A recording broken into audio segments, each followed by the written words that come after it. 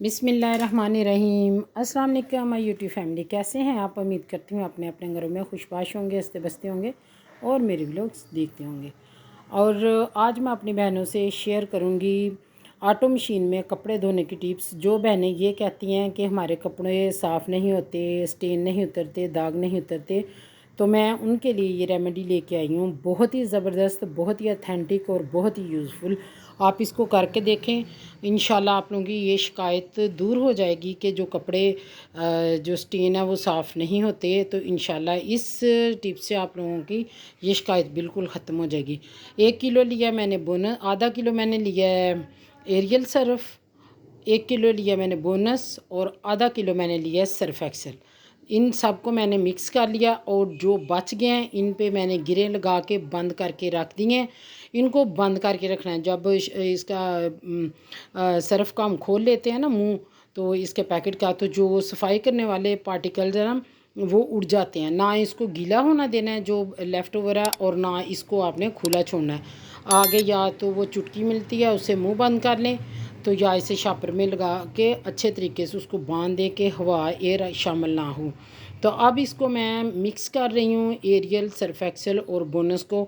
और ये मेरी टिप ज़रूर आप ट्राई करके देखें, तो इंशाल्लाह आप लोगों की ये शिकायत दूर हो जाएगी कि जो बहनें ये कहती हैं कि हमारे स्टेन साफ़ नहीं होते। अब ऐसा भी नहीं कि बहुत ज़्यादा मैले चैले कपड़े हों जिस तरह, क्योंकि ये ऑटो मशीन जो है ना ये डेवलप कंट्रीज़ के लिए हैं जहाँ बहुत ज़्यादा गंदे कपड़े नहीं होते, ऑफिस वर्क करने वालों के लिए। और ये जो हमारे यहाँ अनफॉर्चुनेटली पाकिस्तान में लेबर तबका ज़्यादा है, तो इस तरह के जो इनके वाइट कपड़े हैं, स्टेन है कुछ इस तरह से, वो पूरा पूरा दिन पसीने भीगे हुए हैं, तो ना तो वो शाइन आती है, तो वो ना वो क्लीन होते हैं, ये मैं आपको बता दूँ। लेकिन आम जो कपड़े रूटीन में हम पहनते हैं, आम गंदे हो जाएं तो वो एक अलहदा बात है। और जो मैंने सर्फ मिक्स किया है इसको मैंने डाल लिया है जार में। इसको डाल के मैंने डब्बे में ऊपर से टाइट करके इसका लीड बंद कर दूँगी। अब मैं ऑटो में कपड़े डाल रही हूँ और लाइट कलर के हैं, वाइट हैं सारे बच्चों के। तो मैं बच्चों के कपड़े बड़ों से ज़्यादा गंदे होते हैं, तो इसमें कप से मेजरमेंट 2 कप मैं ये सर्फ ऐड करूँगी। तो और करके तो मैंने चला दिया अपनी मशीन। अब ये मशीन जो है ना जब तक ये हमारे कपड़े धुलेंगे, ऑटो मशीन है, ख़ुद ही इसने पानी लेना, खुद ही इसने निचोड़ना, खुद ही इसने सारा काम करना है, तो हमारे कपड़े खिलखिला के बाहर नहा धो के बाहर आ जाएंगे। और मैंने चला दिया ऑटो मशीन, और ये देखें फिर आप इसका रिज़ल्ट देखें।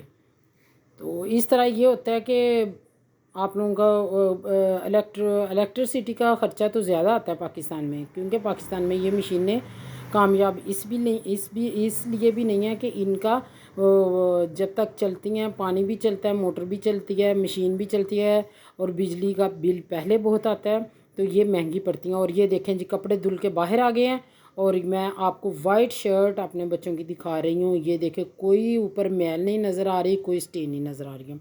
अब धो लिए कपड़े, अब आगे हम किचन में बनाते हैं। टी टाइम हो गया हमारा, जो कि हमारा नशा है, तो चाय बनाएंगे, साथ थोड़े से स्नैक्स बनाएंगे, तो चाय पीते हैं।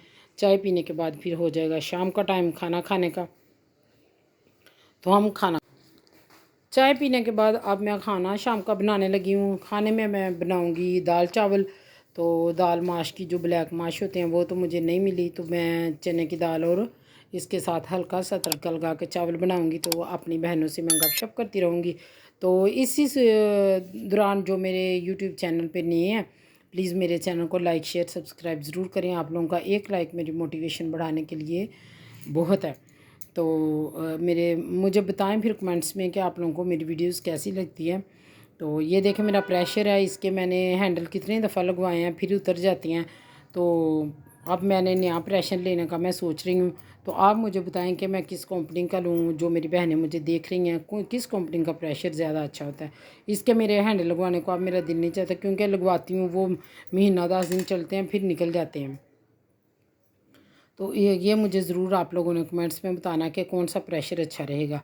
तो खाना बन रहा है, खाना बनने के साथ साथ हम बस यही हमारी रूटीन होती है लेडीज़ की। किचन में आओ, एक काम किया फिर किचन में आओ, दूसरा किया फिर किचन में आओ, कर करा के फिर बर्तनों का ढेर जमा हो जाता है, उतनी देर में बर्तन साफ़ करो। तो इस तरह सारा दिन की जो हमारी ड्यूटीज़ हैं चलती रहती हैं। तो अब सीज़न हो रहा है ऑफ, तो मुझे आप लोगों ने ये भी कमेंट्स में बताना है उन मेरी बहनों ने कि आजकल फैंसी कपड़ों में कौन से जो सूट हैं, कौन सी ये डिज़ाइन है या कौन सा ब्रांड जो है वो इन है शादी ब्याह के लिए। तो ये मुझसे किसी ने पूछा है, हमारी फैमिली में शादी है कोई, तो कपड़े बनाने का सोच रहे हैं तो क्योंकि मैं तो अब प्योर हाउस वाइफ हूँ, मुझे तो इतना पता नहीं। बच्चों को स्कूल भेजा, घर के काम किए, खाने शाने बनाए, बस एक यूँ समझ लो कि मेड वाला काम करती हूँ मैं तो। अब तो मेरा अदारों से कोई तलक नहीं रहा, वरना जितनी क्वालिफ़िकेशन मेरी है तो मैं जब सोचती हूँ तो शायद यही मेरी किस्मत थी कि इतना पढ़ लिख के भी मैंने हंडिया बनाया करनी थी। तो चलें, इसीलिए तो मैं व्लॉगिंग करती हूँ कि मेरा दिल ज़रा बहलता रहे और मुझे इन टच रहूँ मैं। बस कंप्यूटर से सही, लैपटॉप से सही, कुछ ना कुछ करती रहूँ, मुझे अच्छा लगता है।